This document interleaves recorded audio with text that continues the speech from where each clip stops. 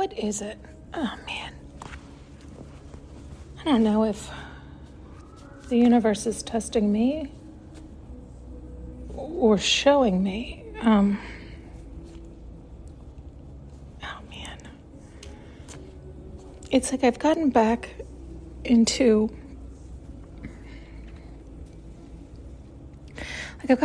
somewhat of a good rhythm for me, like rolling in the right way, where I can feel my nervous system correcting. I can feel myself calming down and getting in stronger, better alignment, this kind of thing.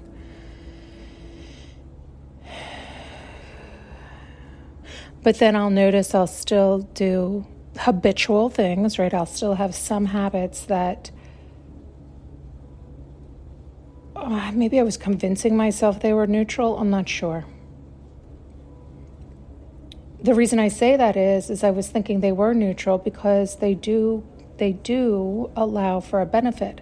But do they allow for a benefit, or are they adding the resistance so I can feel the release? We've talked about this many a times. This is a problem for me. And so that might be it.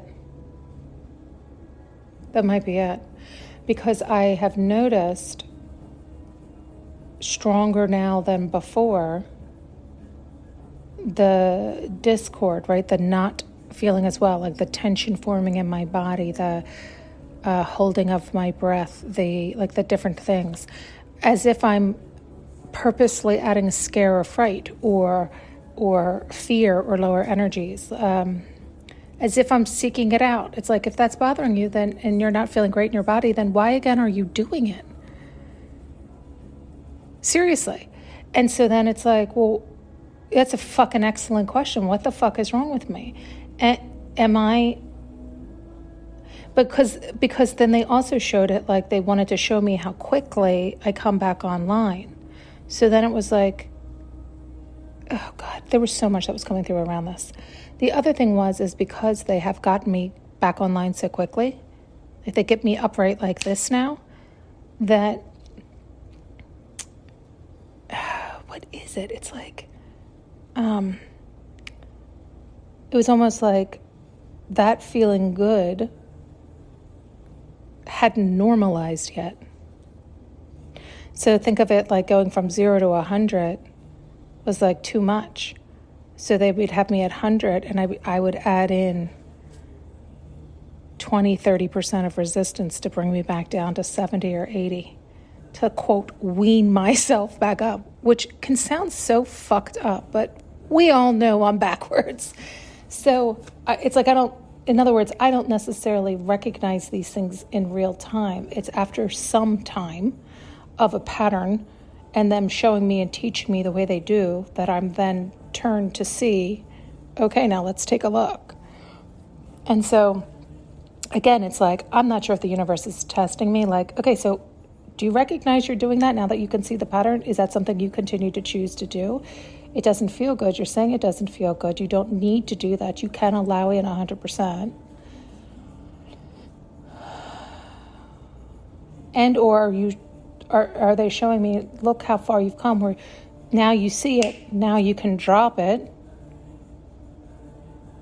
Are you going to choose to do such? It's always up to us. It's free will. But I thought you claimed you didn't like that feeling. So why are you sprinkling it back in? Intentionally, purposely, right? It's not something I tripped over. I'm intentionally going to do that habit.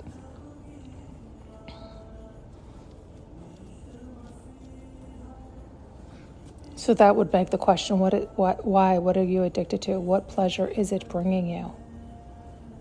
Is it the purposeful resistance adding in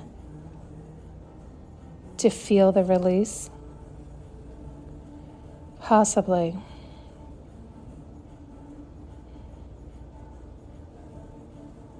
It's easy, right? It's like such a cheap route. Do you know what I'm saying?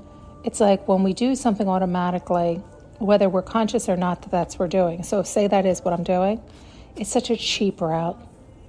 In other words, it would take more effort for me to stay conscious and say, okay, well, if you want resistance, let's do a positive resistance. For me, a positive resistance is something where it's still challenging. It's something new, but it's something exciting that you want to do, right? So get back into learning another language or learning a new skill or studying something different that excites me so that I can enjoy that challenge where it's still unknown. So one could claim it as scary, but it doesn't feel scary, right? It's something that's new and exciting and you don't know it, but that's an exciting unknown, right? It's choosing to go into that unknown versus the scary, uncomfortable, you already know the tension isn't there. It's really not serving you at this point. And so if it is to get the release, like that's so cheap. Right? It's such a shortcut. It's such a lazy, non-beneficial scapegoat. Do you know what I mean? Is that making sense? Does that come out okay? I don't know. And is that the case? I think it is. I think it is. I think that might be what I'm doing. It's just easier. It's lazy. Instead of having to clear out my mind, clear out my space, clear out that habit, and allow for something new to percolate, to excite me and delight me and direct me in that way.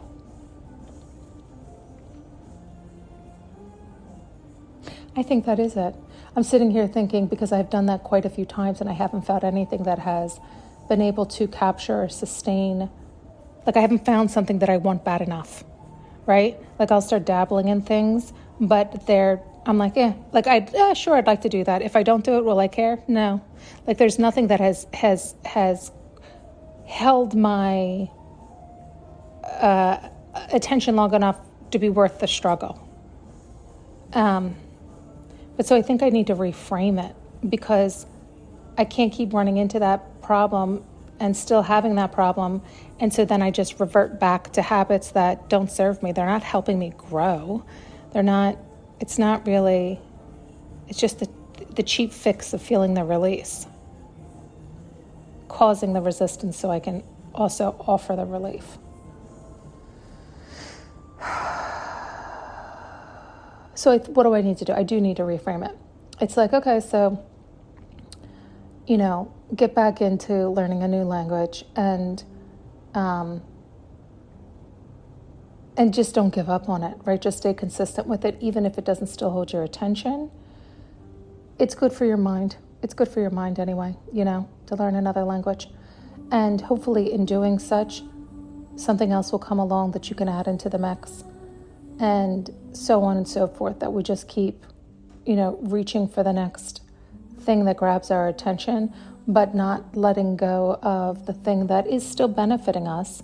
Right? There's no downside to learning another language. Even if you never use it, it's not a downside. It's enjoyable for your pleasure, and it's beautiful for your brain to be able to focus. That's a healthy thing to focus on, is what I'm suggesting. It's a healthy outlet for you to stretch your brain or utilize that tool, keep it active and sharp in a way that is healthy and beneficial, is what I'm suggesting. You can hear that, right? Yeah, I think that's obvious. And I think it's not suck it up buttercup, because it sounds so funny, oh, you poor baby.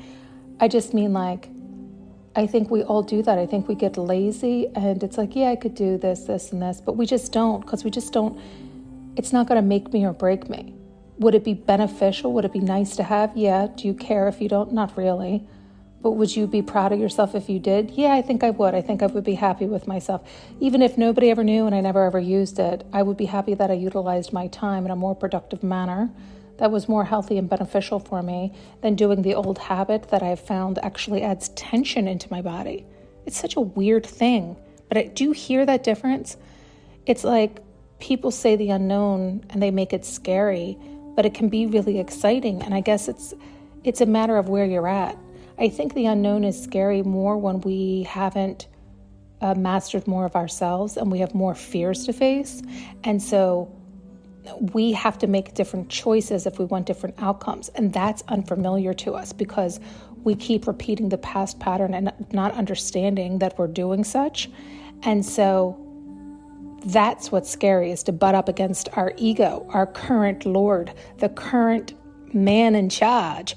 You have to go against that man in charge if you want a different outcome. So if your Lord, if your ego, your higher self is in charge and leading you from fear, and that's where you've always jumped from, is from fear, this time you can't jump from fear. You have to sit tight and sit in that uncomfortableness of that unknown. You're not familiar with sitting in that uncomfortableness and accepting it, allowing it, witnessing it, recognizing it, and releasing it, or understanding it and correcting it.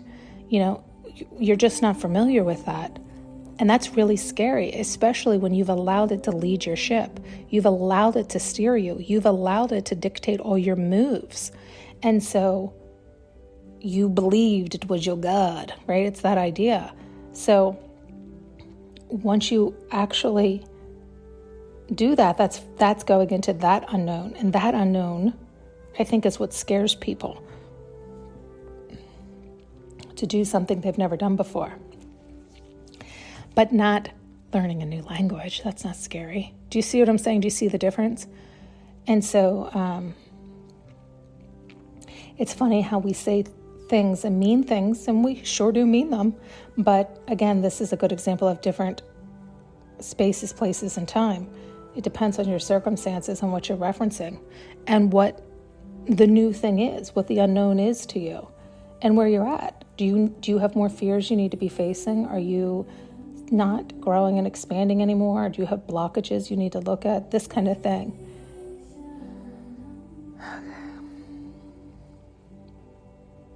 All right. Thanks so much for tuning in and listening. You can now purchase an audio journey with me using the link below.